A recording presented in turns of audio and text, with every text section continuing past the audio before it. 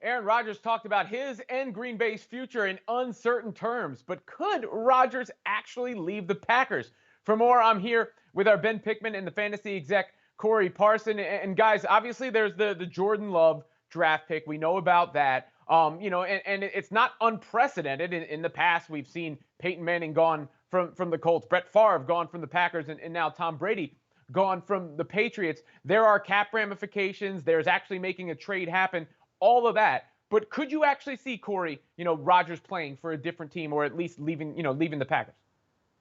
Yeah, I actually could see it. You look how that situation played out down the stretch yesterday and really the course of the season that started with them drafting Jordan Love and not bringing no weapons in. Obviously, Devontae Adams is their main weapon, but outside of that, really no draft picks that really go along with Aaron Rodgers. We know how skillful he's been the past couple years, but listen, 1-4 in the NFC Championship game.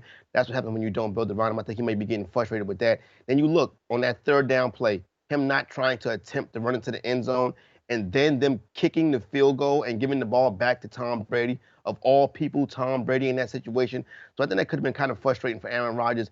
If I'm Aaron Rodgers, what I do is I pull the ultimate NFL power move, and I have my agent say that Aaron Rodgers wants to play for the New York Jets next year.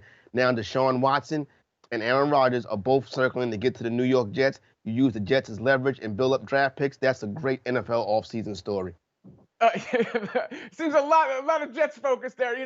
As far as Rodgers himself goes, Ben. There are some points to be made about frustration and maybe being unhappy with the organization. At the same time, I don't think he is without any blame here. It's not like this is some scrub team. They had a good running game. Corey mentioned Adams. I don't really see his beef if Green Bay actually wants him to continue to be the QB.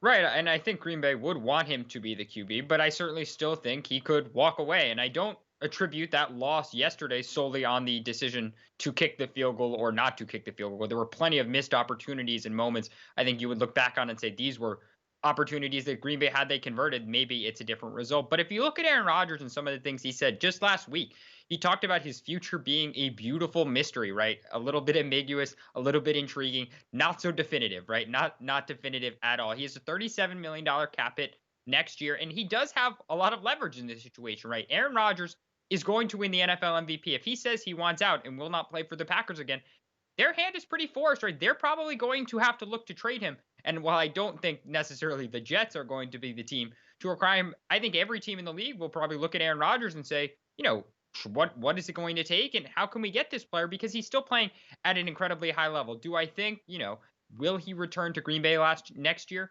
I think in the end he still will, and I think Green Bay will come at it. And I think he's really sending a strong message to management to try and acquire some more talent and really try and win a Super Bowl in the short term and not think long term. But I do think, Rodgers does control a lot of the cards here and has a lot of leverage. And so I wouldn't be shocked if in the end he was playing for another team.